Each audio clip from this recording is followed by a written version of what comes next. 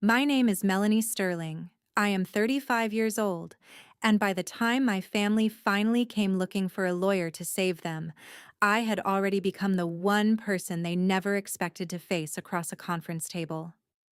The morning it started, my secretary walked into my office with the usual stack of contracts, merger requests, and emergency filings, then stopped so suddenly I looked up from my screen. There was a file in her hands with a name I had spent years teaching myself not to react to. She did not need to say much. I knew before I opened it. My parents had spent most of my life making one thing painfully clear. My brother was the future. My brother had the instincts. My brother had the presence. My brother was the only one truly meant to be a lawyer. I was the one they dismissed, the one they underestimated, the one whose law school graduation they skipped as if it were an ordinary date on a calendar. And now their firm was in trouble. The numbers on the page told the story. Clients were leaving. Revenue was slipping. Time had finally caught up with the empire they built around the son they believed in. What they wanted from my firm was not a favor. It was survival. My secretary asked if I wanted the meeting confirmed for the next morning. I told her yes before I had fully decided why. Maybe it was business. Maybe it was closure. Maybe it was the first real chance I had ever been given to look power in the eye and not flinch. By then, I was the managing partner of a billion-dollar law firm, and they had no idea the woman holding their future in her hands was the daughter they had written off years ago. Before I tell you what happened next, tell me where you are and what the weather is like there. I just want to know how far my story can reach. Melanie Sterling was not the kind of woman who counted old wounds, but some memories never need an invitation. They return on their own, especially on nights when the past and the future feel only one decision apart. I grew up in a house where the law was never just a profession. It was the family religion. Dinner was not about school or friends or whether anyone had a hard day. It was about trial strategy, clients, partner politics, and one conclusion that never changed. Connor was the heir. Connor had the instinct. Connor had the presence. Connor was the one born for this. I was simply the daughter who lived in the same house but somehow never belonged in the future they respected. My father loved talking about my brother in front of other people like he was presenting a flawless investment. If Connor won a debate, my father described it as though a future courtroom star had just revealed himself. My mother would smile and add the softer line that always cut just as deeply. Connor has presence. Melanie is smart, of course, but Connor has something you cannot teach. I knew exactly what that meant in their world. Not discipline, not intelligence, not work ethic. It meant the confidence of a son raised to believe the legacy had already been set aside for him. I spent years trying to earn a place in that story. I brought home near-perfect grades, awards, and praise from teachers who said I had unusual focus. My father would glance at the paper and ask how Connor was preparing for his next competition. My mother would tell me not to be so sensitive, that every family has one child who fits the business more naturally. What hurt was not only the words, it was the way she said them, as if I should feel grateful for being dismissed gently. Holidays were worse. Thanksgiving in our house was performance. Friends of the firm, old clients, neighbors, and relatives would gather, and before dinner ended, someone would hear a speech about Connor's future. My father would raise a glass and mention him as though his name had already been carved into the next chapter of Sterling and Grayson. I remember one guest asking if I planned to study law too. I had not even opened my mouth before my father laughed. She could, if she wants a stable legal career somewhere, maybe research or compliance. But courtroom law, real pressure, real clients, that is Connor's world. I was 16, but I understood that was not a prediction. It was a sentence. The truth is, I never fully hated Connor. He grew up inside that spotlight the way fish grow up in water. He did not create it. He just learned how to breathe in it. Sometimes he was even kind to me, but it was the kind of kindness that comes from someone who does not realize what he is standing on. He would tell me I was smarter than he was, then laugh and say I did not really like this kind of fight. I was too controlled. I cared too much. They all said I cared too much, as if being hurt by exclusion proved they had been right about me all along. I started staying later at the library just to avoid coming home. I practiced keeping my face still, my voice calm, my reactions smaller, but the words still landed. Every time my father said Connor was the only one truly built for law, I learned another way to stay quiet. Every time my mother said I would be happier if I stopped trying to compete in a world that did not belong to me, I wondered whether anything in that house had ever really belonged to me at all. By the time I left for college, I understood something clearly. If I ever wanted to be seen, I would not get there through tenderness. I would have to become so undeniably successful that no one could pretend not to notice. I believed that for years until I realized some people do not fail to see you because they are blind. They fail to see you because seeing you would force them to change. And that truth broke something in me long before I had words for it. If you think those years were enough to make me walk away, what happened next was when I finally understood that some families do not destroy you with one dramatic blow. They do it with 1,000 careful cuts, until one day you realize how much you have already lost. I entered law school with the kind of determination that is hard to explain to people who grew up with support. I was not there to find myself. I was there to survive. Columbia became the first place in years where ability mattered more than family mythology. No one cared what firm my father ran. No one cared what plans my parents had made for Connor. They cared who argued better, who read more closely, who stayed steady under pressure. For the first time in my life, I did not need permission to exist in a room built on excellence. I did well quickly. My grades were strong. Professors remembered me. I earned spots in competitive programs and landed a summer position at a prestigious New York firm. When I called home to tell them, my father paused before saying good for you in the flat tone people use when they are forcing themselves to acknowledge something they do not want to praise. My mother immediately asked what offers Connor was getting. I stood in a dorm hallway listening as the conversation slid away from me and back to my brother, as if my news had been nothing more than a weather report. The more I achieved, the more they moved the goalposts. When Connor impressed people, my father called it instinct. When I excelled, they called me hardworking. When Connor charmed a room, that was leadership. When I received exceptional evaluations, my mother called it luck.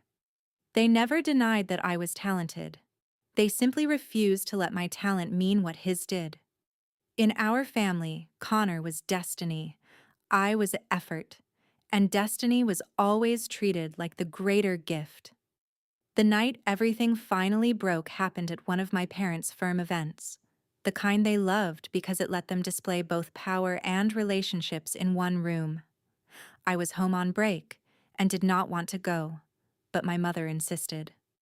Important people would be there, she said. So I went in a simple black dress, stood near the edge of the room with sparkling water, and told myself I only had to survive one evening. Connor moved through the crowd like he had already inherited the place. My father was louder than usual. My mother looked flawless and untouchable. I did what I had learned to do in that family. I made myself small enough not to become a problem. Then I heard my name. One of my father's colleagues asked how I was doing at Columbia. Before I could answer, my father was already speaking. Melanie is doing well academically, but law school rewards a lot of things that do not necessarily translate into real practice. Connor is the one with actual litigation instincts. He is the future of this firm. Someone has to be honest about that. A few uncomfortable laughs followed. My mother smiled and added that I had always been more comfortable with structure, while Connor thrived under pressure. There are moments in life that make no sound, but you still know something has just closed forever. I stepped into that circle with a heartbeat so steady it almost scared me. My father stopped speaking when he saw me, and what struck me most was not embarrassment. It was irritation. He looked inconvenienced before he looked sorry. I said it loud enough for the people nearest us to hear. The strange thing is, I used to think if I worked hard enough, one day you would stop introducing me like a cautionary tale. The room went still. My father said it was not the time for drama. I looked at him and said, "No, this is the moment you realize I heard all of it." Then I turned to the people around us and apologized that they had to witness a father talk about his daughter like she was the flawed draft of the child he actually wanted. My mother came toward me and whispered that I was making everything worse. I looked at her and finally understood something I had spent years avoiding. She had never been a bystander. She had simply been the one who knew how to make cruelty sound polished. I left before anyone could touch my arm or tell me to calm down. I drove straight to the airport, bought the earliest flight back to New York, and sent one message before boarding. Do not contact me unless one day you are ready to speak to me like I was never less than him. No one answered that night. No apology came the next morning. No one followed me. The silence stretched into weeks, then months, then years, until another life formed on the other side of it. That was the night I stopped waiting for my family to recognize me for who I was.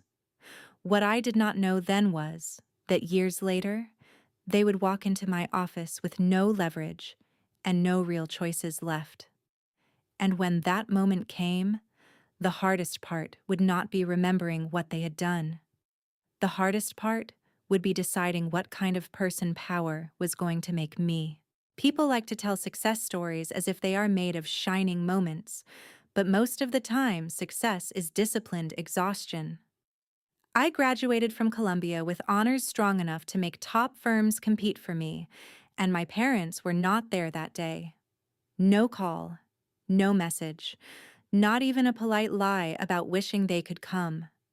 I remember standing in that sea of caps and gowns, watching families hug and cry and take too many pictures, then turning away before the grief on my face became something someone would have to comfort. Some wounds stop making you cry when they repeat themselves often enough, they just make you colder. I took a job in New York and entered big law the way a person jumps into deep water and refuses to thrash. The first years were brutal. I worked in windowless conference rooms until 2 or 3 in the morning. I survived on bad coffee and vending machine dinners. I learned to read every line of a deal document as if one mistake could cost millions, because sometimes it could. I watched brilliant people get flattened by the pressure. I watched promising associates walk away because they could not survive the constant demand for perfection. But I was built for that environment in a way that was both useful and sad. I had grown up in a house where love had conditions and recognition always arrived late, if it arrived at all. Big law in Manhattan was just a more expensive version of the same test. I knew how to work without praise. I knew how to stay calm while someone more powerful underestimated me. I knew how to turn humiliation into fuel. Over time, I did more than survive. I became necessary. What I loved was not the polished prestige of the law, but the structure underneath it. I was good at looking at a company or a firm splitting at the seams and seeing exactly what could be saved, what had to be cut, and what only remained because the people in charge were too proud to let go. I could read people almost as well as I read contracts. I knew when a chief executive was pretending a crisis was temporary, when a board had already lost confidence, when a failing deal was really about someone's inability to accept that their time had passed. That skill pushed me toward strategic restructuring and distressed acquisitions, work where everyone in the room is under pressure and no one has the luxury of being wrong. I liked it. not because I enjoyed collapse, but because I understood the difference between saving an institution and indulging its illusions. After enough years, my name started carrying its own weight. Clients asked for me. Senior partners stopped seeing me as the associate who could outwork everyone and started seeing me as the one who could steer the room when the stakes were highest. When Blackwood Tate approached me, they were not just looking for a strong partner. They wanted someone who could shape the firm's next phase in a market changing faster than the old guard wanted to admit. I said yes. 2 years later, at 35, I became the youngest managing partner in the firm's history. Sometimes I sat in my corner office overlooking Manhattan and found the whole thing almost absurd. The daughter who had been told she lacked the thing that made a real lawyer was now deciding the fate of deals that kept other firms up at night. Through all of it, I kept my distance from my family. Every now and then, I heard small pieces of news through industry contacts. Sterling and Grayson was still trading on its reputation, but the market no longer rewarded tradition the way it once had. Large clients wanted broader reach, better technology, faster response, stronger strategic thinking. They were no longer paying premium rates for a familiar family name over the door. Connor kept moving upward inside the firm, but the praise around him grew thinner. In its place came the signs people miss when they are invested in pretending everything is fine. A major client left. Younger associates moved elsewhere. A satellite office was quietly reduced. Dennis Farrow stepped back for health reasons and returned only in a limited role. Walter Grayson sounded more like a founding story than an active force. Then one morning, all of that distant industry noise appeared in a file on my desk. The numbers did not lie. Revenue down, client attrition rising, leadership aging, no credible succession plan. When Mallory asked whether I wanted to keep the meeting scheduled for the next morning, I looked at my reflection in the glass wall and wondered which of all the things I had conquered had actually prepared me for this. There is a difference between leading a distressed acquisition for strangers and staring at an organization that carries your own name while realizing you may be the last thing standing between it and collapse. I confirmed the meeting, but I barely slept. It was not fear. I had stopped being afraid of them a long time ago. What kept me awake was a harder question. After all the years they treated me like the secondary child, did I still want to save any part of a legacy they had used to shut me out? By the next morning, when the elevator doors opened on my floor, I knew that question was about to stop being theoretical.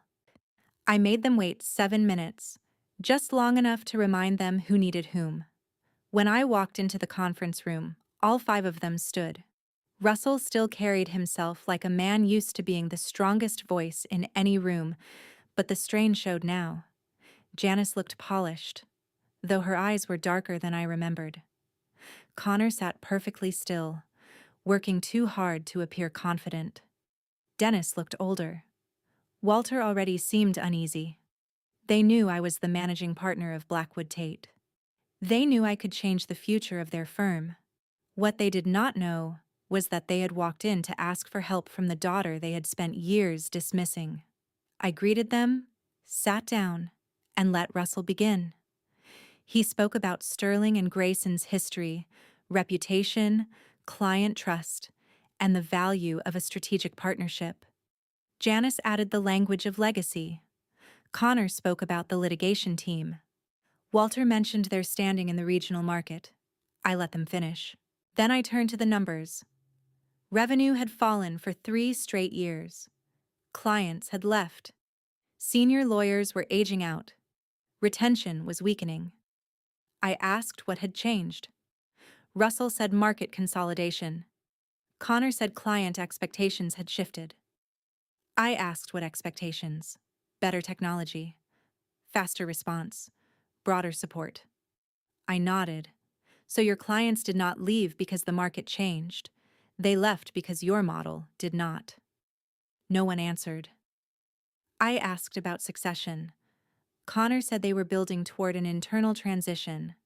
I looked at him and said, one internal transition is not a succession plan if the whole structure depends on one last name.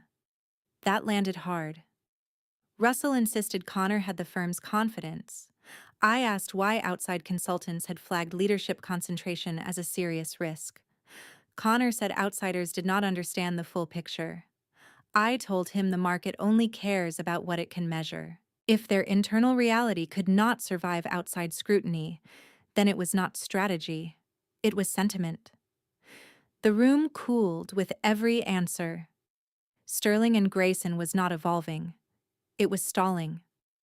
Russell went back to legacy. I told him legacy only matters when it still creates value. Otherwise, it is just nostalgia billed at partner rates. Janice tried softening the tone, saying this profession was built on trust, not just spreadsheets. I told her that was exactly why I took people seriously enough to ask whether their structure protected them or only protected the story they kept telling themselves about who should lead. Then I asked the only question that mattered. If we say no today, what happens to Sterling and Grayson in 12 months? No one spoke. In that silence, I saw the truth. They had not come to grow. They had come to be saved. Russell finally said they were not asking to be rescued, only for a strategic partnership. I looked at him and said softly that the distinction might comfort him. But financially, it was fiction. That was when he stood up in anger and then looked at me more carefully. The air in the room changed. 1 second later, this was no longer just a business meeting. Russell looked at me as if a voice from another life had suddenly begun speaking through someone he thought he understood. For a few seconds he said nothing, and I thought perhaps he would cling to the last layer of self-protection available to him and pretend not to see me even now. But then he said my name. No title, no distance, no professional formality, just the name I had not heard from my family in years. Melanie. Janice turned sharply toward him. Connor went still. Dennis and Walter looked back and forth between us with the dawning shock of men who had just realized they were sitting in the middle of a history they had never been told. I did not stand right away. I let the silence remain one beat longer, long enough that all of them had to sit inside it. Then I said yes. It is me. If someone had asked what that moment looked like, I would have told them it was not dramatic in the cinematic sense. No one shouted. No one slammed a hand on the table. There was only the cold silence of people being forced to look directly at something they had spent years refusing to recognize. Janice was the first to move. She sat down like her knees had suddenly lost strength. Connor looked at me with an expression I had to name carefully. It was not just shock. It was the collapse of a structure he had mistaken for reality. Russell remained standing, but his shoulders told the truth before his words did. He looked older. I did not know, he said. The line would have been insulting if it had not sounded so empty. I looked at him and said, that is exactly the point. You did not know because for years you never asked a question whose answer might have forced you to see me clearly. Janice said my name in a shaking voice and insisted this was not how I thought it was, that things had gone too far, that she was sorry. I turned to her and said the cruelest things in my life were rarely said in anger. They were said calmly, at dinner tables, at firm events, in front of people whose respect I had not even been allowed to earn for myself. You do not get to rename that misunderstanding now. She started crying. I did not feel triumph. I felt tired. Russell tried to recover the voice of a man still engaged in negotiation, but it was cracked now. He said we were hard on you. We were wrong. I was wrong. I cut him off. Hard on me would have been expecting excellence. What you did was build an entire family narrative around the idea that Connor was inevitable and I was optional. You skipped my graduation. You dismissed every achievement I had unless it could be compared downward. And the only reason we are having this conversation now is because you need something from me. Connor spoke then. He did not argue. He said I had every right to be angry, that he had not understood the full shape of what had happened until he sat in that room and heard it aloud, and heard them answer questions about succession, as if the firm could keep leaning forever on the same illusion. I looked at him and said, "You benefited from that system, but at least today you are not insulting me by pretending you did not." Dennis and Walter stayed mostly silent. Any defense would only have made things uglier. I opened the second folder I had prepared the night before and slid it across the table. If you are here for sentiment, you came to the wrong room. If you are here for a real answer, this is the only one I am willing to discuss. Russell sat down slowly and opened the document. Janice leaned toward it. Connor read faster than either of them. It was not a partnership proposal. It was an acquisition. Blackwood Tate would acquire Sterling and Grayson outright. The firm would enter a transition period under our management. Viable client relationships would be retained. Associates and staff with strong evaluations would be protected and absorbed. Operational control would move immediately. Brand usage, if any, would be temporary and subject to review. Russell looked up first. This would mean losing the firm. I answered it means losing ownership. The alternative is losing the firm anyway, only more slowly, more publicly, and with more innocent people paying for your refusal to admit where you are. Janice asked what that meant for Russell and Connor. I told her Russell would have a defined transition role with no final decision authority. Connor could remain, subject to full performance review under Blackwood Tate standards. No inherited leadership track, no preserved title because his last name already hangs on the wall. If he belongs at that level, he will prove it the same way everyone else does. Connor swallowed hard, but he did not protest. Maybe that was the first real difference between the man in front of me and the celebrated son from our family dinners years ago. Russell closed the document and looked at me as if I had reached inside his chest and rearranged something vital. "You prepared this before we walked in." I nodded.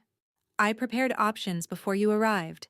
This is the only one that protects the people inside your firm without rewarding the decisions that put them at risk." He asked whether this was revenge. The question should have made me angry, but instead it only showed how badly he still wanted to place himself at the center of the story. "I am not doing this to punish you," I said. "If I wanted punishment, I would simply say no and let the market finish what your pride started.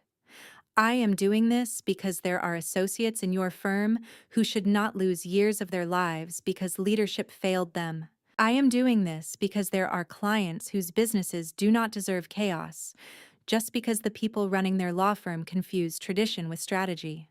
And I am doing this because for the first time in my life, I get to decide what survives from this family legacy, and I am not choosing your version of it." No one spoke for a long moment after that.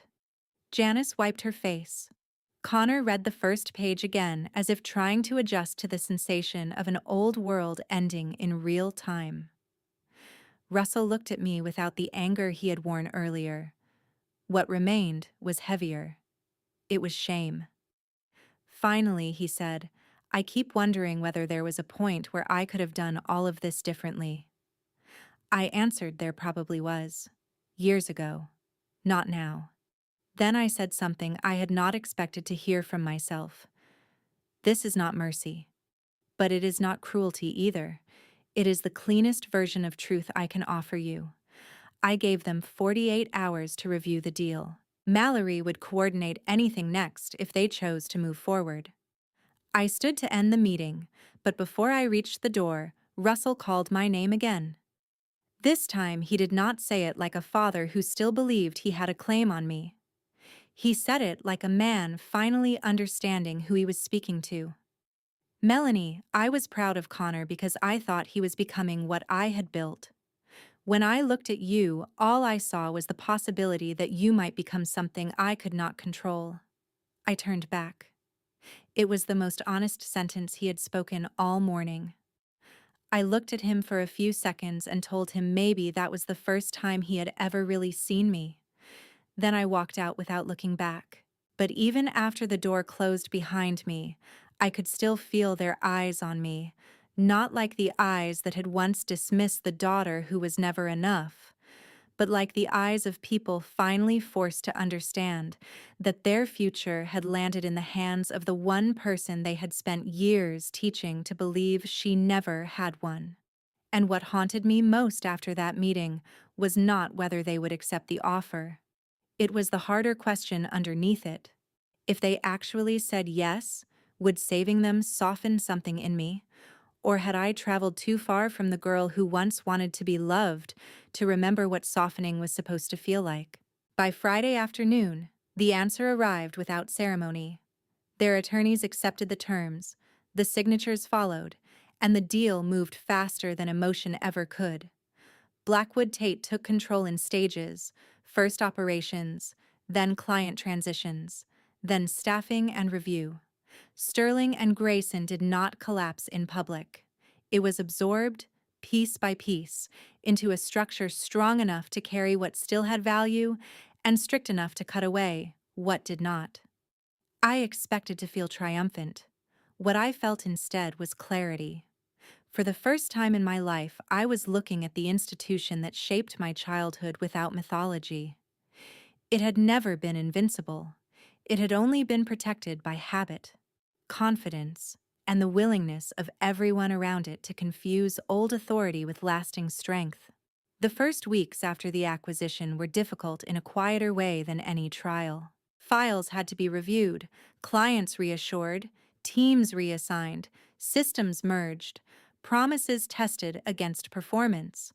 I kept Russell out of final decision-making exactly as the agreement required, and I held Connor to the same standard I would have applied to any other attorney. That mattered more to me than I expected. I did not want revenge disguised as leadership, and I did not want sentiment disguised as fairness. I wanted a clean line between what had been personal and what now had to be principled. Watching people from the old firm rise inside a system built on competence confirmed what I had suspected all along. A broken institution does not only wound the people it shuts out, it also damages the people it keeps in place for the wrong reasons. Months later, I agreed to meet my parents for dinner in Manhattan, not because I had suddenly become generous, but because I wanted to know whether anything real was left once pride and family mythology had been stripped away. The dinner was quiet. No speeches, no performance, no attempt to rewrite history into something easier to live with. My father looked older in an ordinary restaurant than he ever had in his office. My mother did too. For once, neither of them seemed interested in sounding right. They sounded tired, which was closer to honest than I had heard from them in years. What changed that night was not the apology itself. It was the fact that neither of them asked forgiveness to do the work of absolution. They did not ask me to make them feel better. They did not ask me to rename what happened. They admitted, in different ways, that they had loved me inside a system of comparison so distorted it had turned affection into hierarchy. That did not heal me instantly, but it changed the air between us. It let me see them, not as the towering figures from my childhood, but as flawed people who had mistaken preference for wisdom and control for guidance. Connor changed too, though more quietly. Under real evaluation, he was not the legend they had raised him to believe he was, but he was not hollow either. Without inherited status protecting him, he became more careful, more teachable, less certain that confidence alone could carry him. I did not feel sorry for him. I felt perspective. Favoritism had not only harmed me, it had deformed him. It handed him an identity built on exemption, then left him to discover that exemption is not the same thing as ability. In the end, the most important thing I gained was not the power to save their firm.